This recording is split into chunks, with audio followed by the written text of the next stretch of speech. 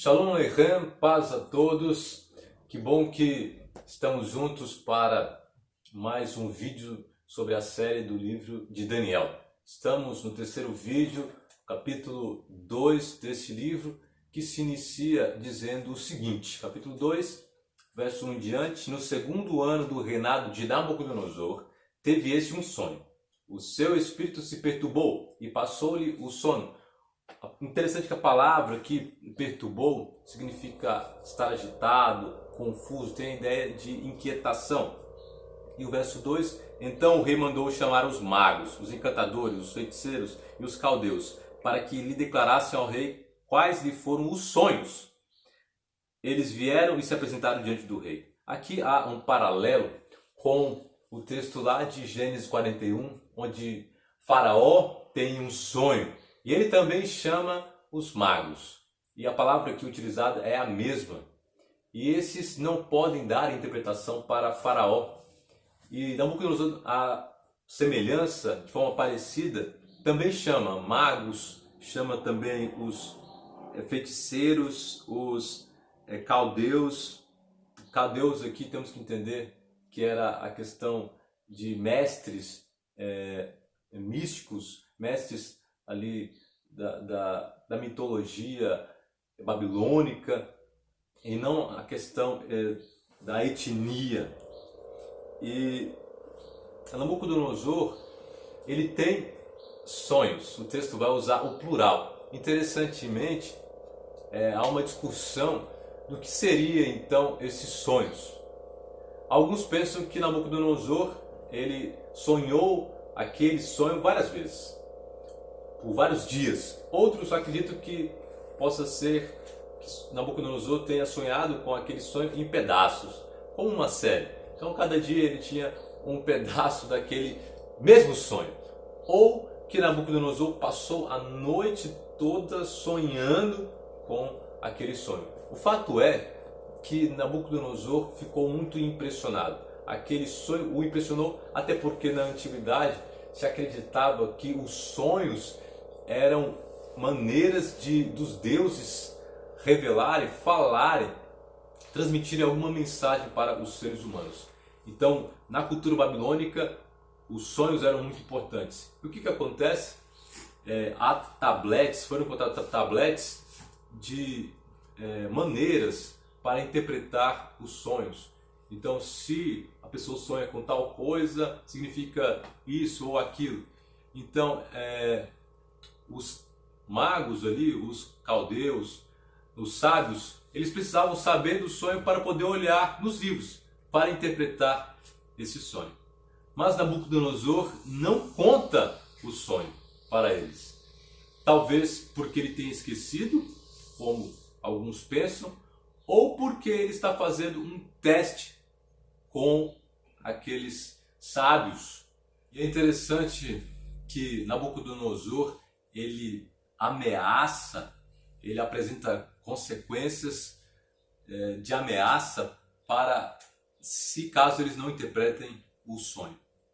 E também apresenta recompensas para aquele que conseguir interpretar o sonho. Ele diz assim, uma coisa é certa, verso 5: se não me fizerdes saber o sonho e a sua interpretação, sereis despedaçados. Literalmente o texto fala cortados.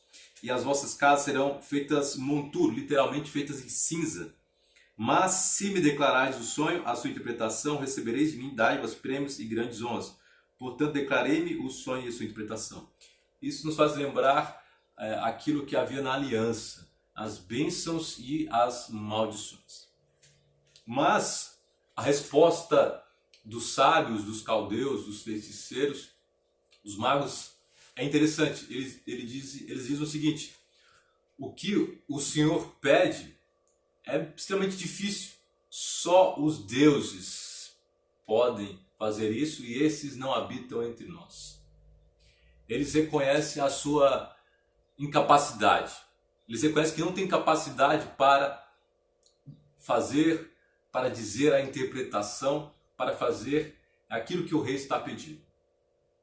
E que só os deuses, e esses não habitavam entre eles. Aqui há um reconhecimento de que os deuses viviam a par do mundo dos homens. Por mais que os sonhos muitas vezes transmitiam mensagens dos deuses, mas não há essa conexão.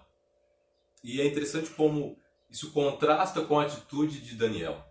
Porque Daniel, quando ele fica sabendo que o rei teve um sonho, fica sabendo que ele vai ser morto, ele e seus amigos vão ser mortos, e os sábios também, a primeira atitude dele é a oração.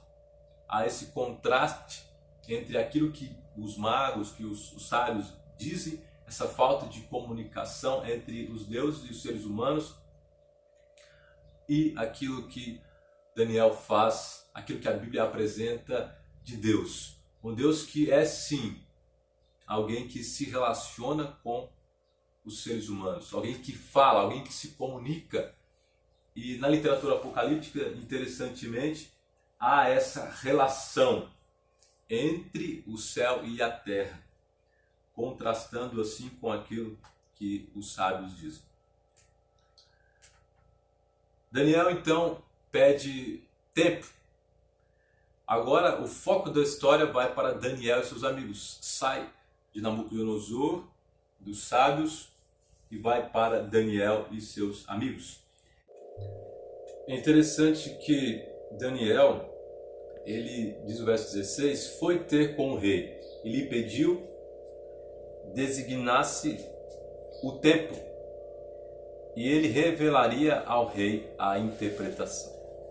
Daniel pede tempo para o rei e o rei dá esse tempo de maneira surpreendente. Então o verso 17 diz: então Daniel foi para casa e fez saber o caso a Ananias, Misael e Azarias, seus companheiros, para que pedisse misericórdia ao Deus do céu sobre esse mistério.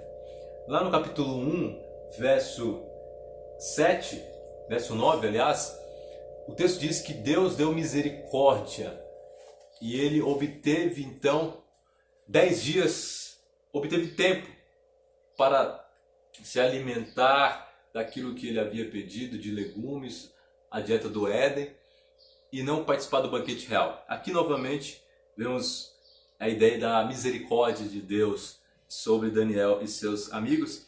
E então Daniel vai fazer uma belíssima oração, onde ele vai dizer o seguinte, é a primeira oração do livro de Daniel. O livro de Daniel está repleto de orações explícitas ou implícitas.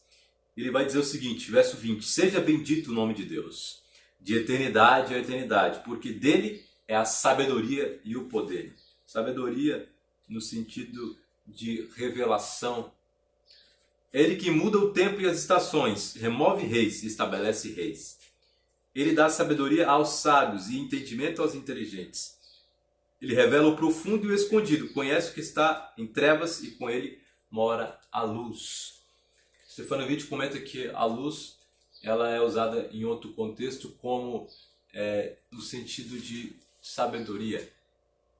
E aqui há essa belíssima imagem de Deus, alguém que está controlando toda a história, alguém que tira reis, remove reis e que é o soberano de toda a terra, de todas as nações.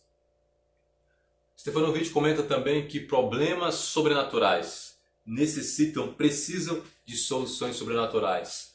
Daniel busca em Deus a resposta para a interpretação desse sonho, do sonho de Nabucodonosor. E então Daniel tem à noite este mesmo sonho, o mesmo sonho que Nabucodonosor teve. E ele vê uma imagem, em hebraico a palavra é tselem, palavra usada lá em Gênesis para dizer que o ser humano foi criado à imagem e semelhança de Deus. E a palavra aqui é também tselem, onde ele vê uma imagem com várias pedras, com vários tipos de metais. E essa figura era conhecida na época onde os metais já tinham sido utilizados para nações. Então Deus utiliza coisas conhecidas para revelar para Nabucodonosor, revelar também coisas desconhecidas. E essa imagem, ela tem uma cabeça de ouro, peito e braço de prata, ventre e quadris de bronze, pernas de ferro e, por último, pés de barro e ferro. E, resumidamente, a interpretação que logo em seguida Daniel vai dar para Nabucodonosor dessa imagem é a cabeça, como o próprio texto diz, representa a Babilônia. Daniel diz que a cabeça era o rei Nabucodonosor. Portanto, Nabucodonosor era a personificação do Império Neo-Babilônico. Lá em Jeremias, capítulo 5, verso 51, verso 7, Babilônia é descrita como um copo de ouro na mão do Senhor. Heródoto fala o seguinte, que ele não pôde senão ficar maravilhado pelo uso abundante de ouro na construção de templos e do palácio. Paredes, estátuas e outros objetos de ouro testemunham do esplendor e glória de Babilônia. Agora, a outra parte da estátua, o outro metal, é um metal de prata que são peito e braços, onde, obviamente, a prata é um metal inferior do que o ouro, e no caso a Babilônia ficou do ano 526 a 539, e logo em seguida veio o Império Medo-Pérsia, representado pela parte de prata, que foi do ano 539 a 331. E a Medo-Pérsia, ela usava a prata como no seu sistema tributário. E a própria Medo-Pérsia reconheceu a importância do Império Babilônico, a influência dele foi grande na Medo-Pérsia, também da cultura babilônica influenciou a cultura medo-persa. E logo em seguida, então, vem o ventre e quadris de bronze, simbolizando a Grécia. Em Ezequiel 27:13, o profeta vai mencionar que os gregos usavam o bronze como câmbio, como negócio. E os gregos também eram conhecidos como os homens de bronze, porque tinham justamente usavam uma armadura de bronze. Chegamos então aos pés, as pernas de ferro. E o bronze tinha a mesma importância para a Grécia do que o ferro para Roma. E esse império foi um império duro, um império de muita opressão, simbolizado assim pelo ferro, do ano 476 até 168, na verdade, até 476. E por último tem os pés em parte de ferro e em parte de barro, representando assim uma Europa dividida. O porquê de usar a prata e o barro é o seguinte: primeiro é que esse reino ele não está separado do reino de ferro que o procedeu. E outro aspecto é justamente esse, de ser um reino dividido. Barro e ferro, eles não se unem, não tem liga, é impossível unir barro e ferro. E também a conotação de ser um império forte, mas também ter fragilidade, forte e fraco. E, como comenta Ducan em seu livro, o barro na Bíblia tem uma conotação religiosa. Então esse poder, além de ser um poder político, esse poder ele é político e também religioso. Agora chegamos ao ponto culminante, ao ponto mais importante do texto, é a parte mais longa do texto, onde diz o seguinte: como viste que do monte foi cortada uma pedra, sem auxílio de mãos, e ela esmiuçou o ferro, o bronze, o barro e a prata e o ouro. O grande Deus fez saber ao rei que há de ser futuramente. Certo, eu sou infiel à sua interpretação. Então o rei Nabucodonosor se inclinou e se postou o rosto em terra perante Deus e ordenou que lhe fizesse oferta de manjares suaves, perfumes. Disse o rei a Daniel: certamente o vosso Deus é o Deus dos deuses, o Senhor dos reis e revelador dos mistérios, pois pudesse revelar este mistério. Então o rei agradeceu a Daniel e deu muitos e grandes presentes e pôs por governador de toda a província da Babilônia, como também o fez chefe supremo de todos os sábios da Babilônia. A pedido de Daniel, constituiu o rei Sadraque, Mesaque e Abednego sobre os negócios da província da Babilônia. Daniel, porém, permaneceu na corte do rei. Esse, como disse, é o ponto culminante da história. Em contraste com os outros reinos, este reino ele é formado sem o auxílio de mãos. Vem de maneira exterior, uma pedra que destrói, que esmiuça a estátua, que fere a estátua.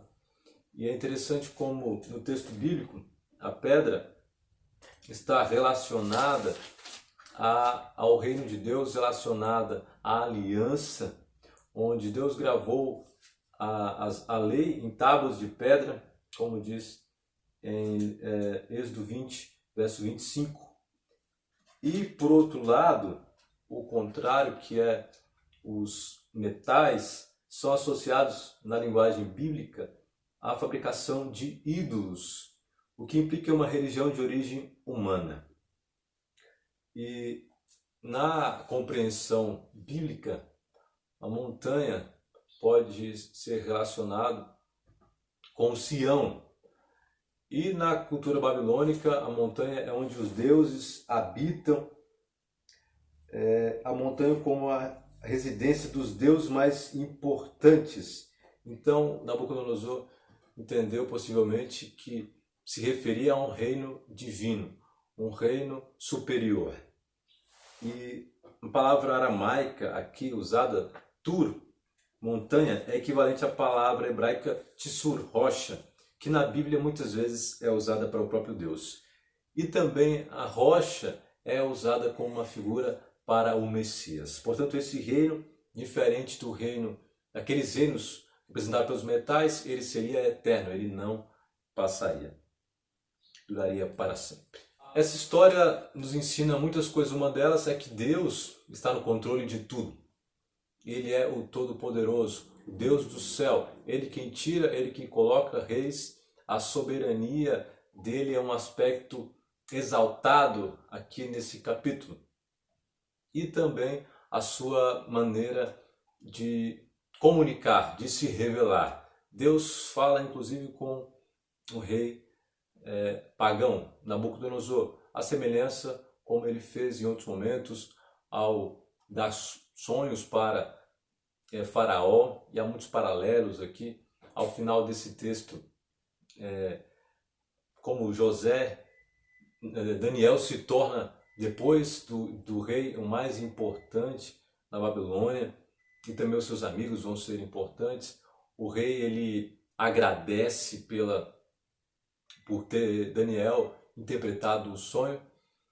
E uma outra lição que podemos tirar é que em momentos difíceis, em momentos onde não encontramos solução para um problema difícil, para uma situação complicada, precisamos buscar aquele que pode trazer a solução de fato para os nossos problemas. É o que Daniel e seus amigos fazem. Eles buscam a Deus, eles buscam o favor de Deus. Portanto, continue acompanhando essa série sobre o livro de Daniel. Temos aprendido bastante sobre esse livro fantástico. Se inscreva no canal se você ainda não é inscrito. Comente alguma coisa embaixo também. Ative o sininho e estamos juntos. Fique com Deus. Compartilhe com os amigos.